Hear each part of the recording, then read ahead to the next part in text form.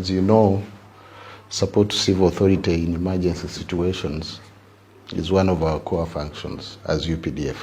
However, this matter came at a time and in a form we least expected and were prepared, like everyone in the world. Nevertheless, we've gotten involved and we've done well so far. The magnitude is huge. Nobody was equal to the challenge because it has multiple effects in all our aspects of life. Even the most developed countries have been tested and their capacities have been stretched. So we have managed, and it's been a learning curve for us as UPDF and across government. But we've learned on our feet because it's a novel threat. There was hardly time to prepare and perfect our planning processes. We hit the ground running, and our roles were threefold. Number one, ensuring compliance with the preventive measures pronounced by the government internally within UPDF is in itself a huge task, because remember, we are one of the few concentrated large groups that were not dispersed. So ensuring compliance requires a lot. It requires discipline, requires education, and requires strict command and control. And I want to report proudly that so far, so good.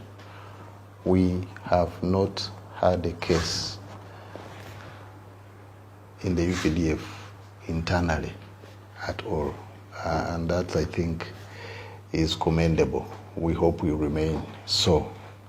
The second role was to support enforcement in the public, working with the other organs like police and the other security fraternity, and also especially to ensure that we protect our frontiers, which are the entry and exit points for people, for traffic, human and vehicles, in addition to our routine activities of security, because this is not to say that everything came to a standstill and we are only doing COVID. Our routine activities of security remained alongside this new and additional task. The third role was support to the medical effort of the Ministry of Health by surrendering our practitioners. Recently you saw the batch that was supporting Mulago being released after all the cases that were admitted were discharged.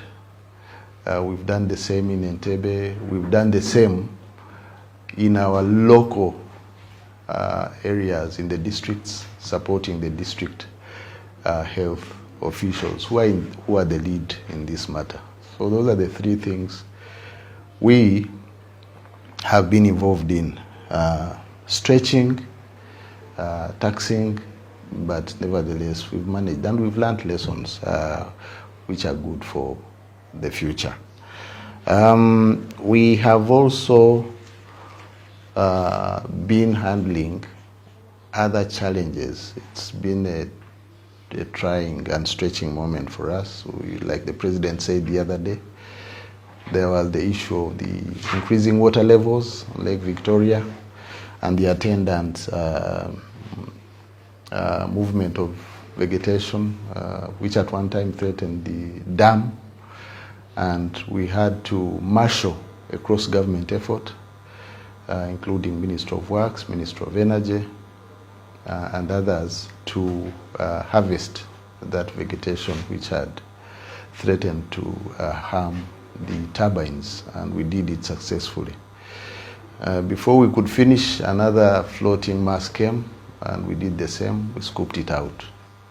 Then the locusts have been with us for quite a number of months, but so far we've managed to handle that problem. Working with the Ministry of Agriculture, we've assigned a team under Major General Kavuma, and they've done a good job, like the President said the other day in his address to the country. So I want to salute the rank and file of the UPDF for what they have done in all these challenges and for doing it well, regardless of a few mistakes here and there initially, which were corrected through a number of interventions. Number of challenges, like I said, this is a new phenomenon in our lives and globally. You know, you prepare for something and then a threat comes from another quarter.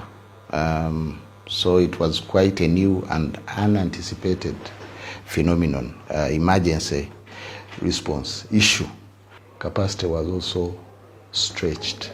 There are issues related to this matter, especially medical personnel, the issues of PPE, you've heard about them. Challenges in enforcement, where you find sometimes some stubborn members of the public not complying. All these were challenges we encountered. Then the porous border entry points, which are still a headache, even for those who come in and are allowed, like truck drivers. So the other day, government pronounced measures to regulate the way they come in after being checked, designation of halt points, and then to ensure that we don't have a risk from that angle. But also we have many ungazetted entry points, and that one we can only handle with the population and the local authorities, because we can't be everywhere. We can only man the official ones with the other security agencies, but the other ones, I think we need to mobilize the population to do the job and to raise the red flag when somebody comes in irregularly. We have challenges of testing, but so far I think the backlog of returnees, as they are called, has been tackled, especially those that came through Entebbe. So now the challenges, I say, are those that come through the land borders. But what we need now to match is the test capacity with the inflow of people coming in through the land borders. Then people who have been violent and hostile to our forces. The other day I was in Bombo. One of our soldiers lost an eye in the north. I went to see him. People pelting stones at patrols. So these are some of the occupational hazards we've had to face during this time. We, like I said, I hinted in the previous question, we are going to rely on the new measures put in place by government to ensure, one, that traffic flow continues without interruption. There was congestion as a result of limited testing kit and the number of people that come in. On the average, I'm told the number of drivers that we admit these trucks per day is huge. And that time we were looking at a number of 3 per vehicle, which multiplies into a bigger number in terms of test kit, but also people to do the testing. So rather than congest the border points, government decided, and rightly so, to remove the samples and then release the trucks to go, but have halting points on the way, designated halting points. And the other day, the Minister of Works announced the detailed plan, so that when somebody is found positive, then he can be easily tracked along that path. And I think that one will ease this matter. Then the second way that I think we can support the country is to mobilize the people, the population, because they are everywhere. They are conscious about the danger of this disease. Then the local authorities, of course, leading them. So that's the only way we can handle this challenge. The population to marshal their support in this matter so that they can raise the alarm whenever somebody comes through, especially now through the non-gazetted entry points. That is our take on to work with the neighboring countries so that compliance is not one-sided, so that it's uniform. And I think that one is key, and the president hinted on that one, so that whatever we do here, they do in our neighborhood. Yeah. It's like I said, this is not a perfect situation. It's been a learning curve, like I said, but we've been perfecting as we move. Like the issue of management of the flow of external land-based traffic, we are now perfecting. Issue of enforcement, some aspect of it had challenges. Issue of command and control when it comes to our own forces, better supervision. We have done some work there to improve the way we handle things by ensuring, for example, on all the road barriers that there is somebody senior who can take responsibility. We've improved inspection, we've improved briefing. We've also put in place a method of feedback from the public where there are complaints and gaps, so that the feedback can tell their story and we respond. We've also improved on the irregularities in the people allowed to move, because at one time there was some abuse, and then we had to intervene and enforce strict measures to remove the fault stickers and all those things that you have had. So those are some of the challenges. But the elephant in the room for me now remains testing, capacity to test. And this is not peculiar to Uganda. Mass testing, if we can, is important, especially for the inflow of people that come from the neighborhood. That one is key. And then also keeping alive the critical aspects of our economy, what the president called the real economy, food and industry. No matter what and whatever situation we encounter, those ones should remain alive, because the people have to feed. And some of the key things that run our economy, the core ones, should continue functioning. And these service personnel are not aliens from outer space. They are your brothers, they are your sisters, they are your sons and daughters. They are human, they are Ugandan. Because of the standard of public expectation placed on us, we are sometimes judged differently, and that is understandable. The expectations are higher, but quite often also I think we are misjudged without comprehensively taking into account our environment, operating environment. Cases of outright provocation, those happen, but they are not pronounced. And hostility, like I said, some members of our forces have been harmed, like the soldier I told you about in Bombo. So sometimes you find our response is well-intentioned, but nevertheless ends up making operational mistakes. And the media captures the end result. It doesn't cover what precedes the mistakes we sometimes make. So I think going forward, we need also to refine our act and give our story. And this is not to say we want to cover up for those who make mistakes, especially deliberate mistakes. Those ones are incomprehensible, and we can't permit them to continue. And when they happen, we handle them as they come. For example, those women who were beaten, there was no need to do so. And we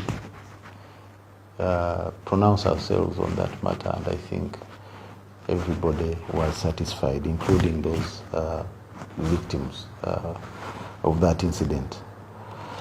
But like they say in Uganda, umliamamba abomu. So sometimes we are judged by the actions of a few individuals, which I think is a mistake.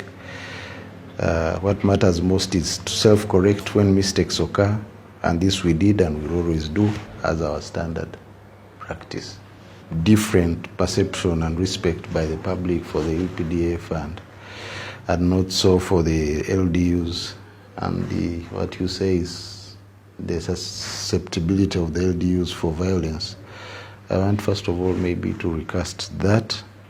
First of all, the LDUs are part of the UPDF, and I want to maybe avoid the temptation to disown them as if they are distinct from the UPDF, and to bask in the flutter of glorifying only the UPDF and demonizing the LDUs.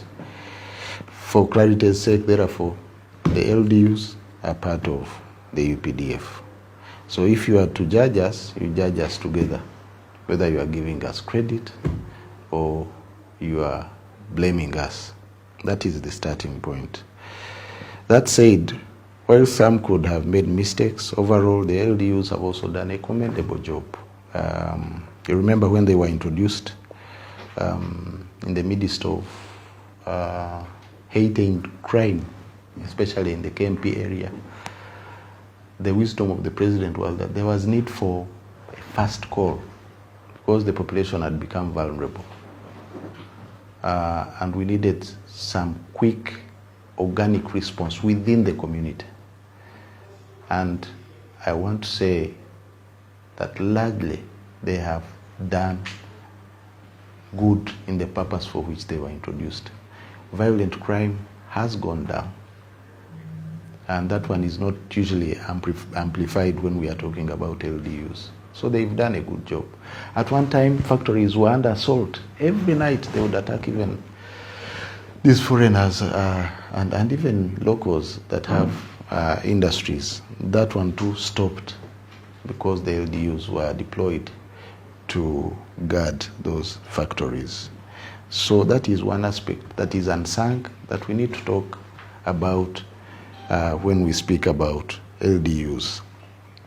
Secondly, when it comes to COVID, we have used them extensively and they've done well.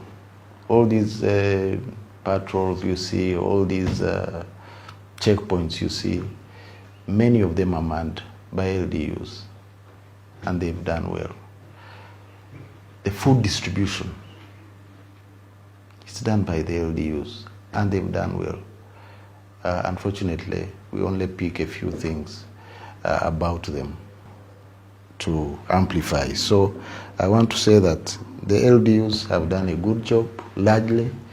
If you have made mistakes, those mistakes have been corrected, and the mistakes of the few shouldn't be used to dent the good image of the LDUs, who are part and parcel of the UPDF. So we need to have judgment, yes, because we are accountable to the public, but judgment should be fair, should be comprehensively informed, and should be balanced. Our discipline is built on two pillars. One, understanding our role and function, and that we call conscious discipline. And we instill this through training, including political education. Our ideology as a people's army. That one is one aspect that builds our conscious discipline. That failing, we have the mechanical discipline. That if you qualify yourself as a candidate for penal discipline or for punishment, and you have committed crime, then the service courts come into play. So I think that trial you talked about speaks to the latter aspect of our discipline, mechanical discipline. When you cross some threshold, then you are eligible for the service courts and for whatever punishment that the courts will pronounce. So that is part of our psyche, it's part of our DNA to remain disciplined at all times, because that is what our calling demands. All the armed forces are members of the disciplined forces. And to instill that discipline, to maintain it, you must ensure that the people understand their calling, conscious discipline, but also those who go beyond the threshold which is permissible, then they are punished according to the wrongs they commit. Long-term aspiration is to deepen bond with the population. And I think for us, it's not a newly found aspiration. It's an aspiration that is part of our founding philosophy as a people's army. And if you may note, even our nomenclature is telling about our ideology, starting with the Popular Resistance Army.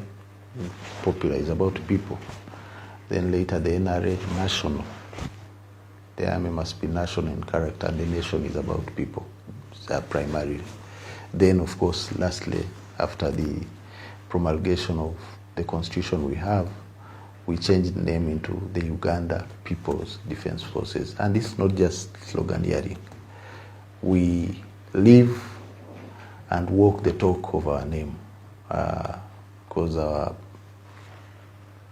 philosophy, our identity is our bond with the population. It's our identity. We've been that at the beginning, we are now, so shall we, time forever. That is our Ubuntu. We can't shed it. We have no choice but to maintain it, to deepen it, to nourish it, because that is what defines the UPDF.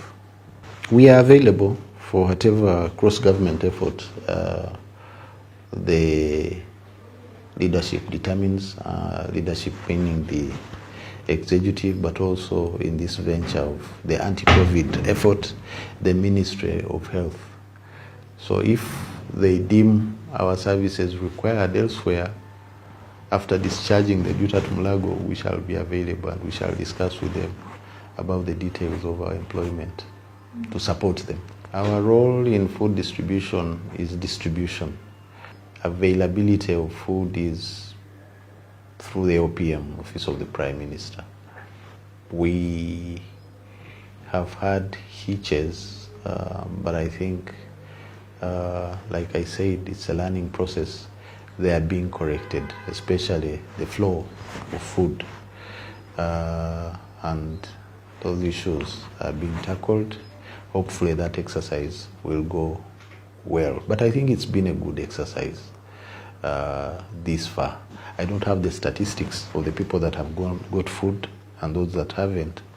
Hopefully, by the end of the pronounced lockdown time, we should have covered some good ground in making sure that whoever should have gotten food has indeed got food. But like the president guided, this is mainly for the most vulnerable groups, because there's been the misconception that everybody should get food. Government can't afford that. It's only those groups that were living from hand to mouth that government is targeting to assist to alleviate their challenge in this time, so that they get something to put on the table for their families until we get out of this. So that is what I can say so far about food. Yeah, so far we don't have a case internally within the UPDF, but God forbid if it happens, then we need to, first of all, before it happens, I think we need to ensure that it doesn't happen. So we should do everything in our means to ensure that it doesn't happen. And how do we do this? I think we need to ensure that we adhere to the behavioral tips about avoiding infection. And these have been talked and talked, but they need to be talked and talked more, because there's no time for lowering our guard. These include avoiding touching the T-section of the head, the eyes, nose, and mouth. If you are coughing or sneezing, don't go to the public. And if you do, cough into your arm like they have been demonstrating. Wash your hands. If you have masks, wear them. Keep social distance. Those are behavioral. And I think each individual has a role to play in that one. And that one does a lot in preventing communal infection. Then 2 is to ensure that we, as much as possible, decongest.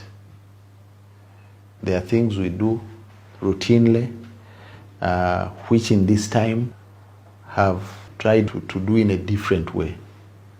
For example, if you have to have a parade every morning, how do you do it without compromising the rule for social distance? If I can take a section, the list, if you are to stand in a parade, how do you spread out so that you are not a risk to each other, but still do the same, because there's need for manpower accountability. If you are a platoon, how do you do it? If you are a company, how do you do it? If you are a battalion, how do you do it? We need innovative ways about ensuring that our routine activities continue, but without compromising the measures that have been put in place to prevent spread of this disease. This in addition to the consciousness about behavior. Then 2, contingency measures. The other day I was in Bombo to look at the emergency hospital that has been put in place, which we have had in our rapid deployment center in Jinja, but which we have now deployed as a possible isolation center to manage whatever case may arise within our ranks. It is in Bombo, it is state of the art. It's also available for the public if there is need to isolate some people. So those are some of the contingencies we are doing. Coming to talking about foreign missions, especially Somalia, we have suspended rotation. We should have rotated troops in and out of the mission area. We suspended that one. We have suspended leave from Somalia, because Somalia has cases. We only allow admin flights that take things to Somalia, cargo, military cargo. Same for Equatorial Guinea. So those are some of the contingencies we have made to ensure that we avoid infection. So those are issues we are facing, but also the measures we are taking to ensure that we are on top of this threat here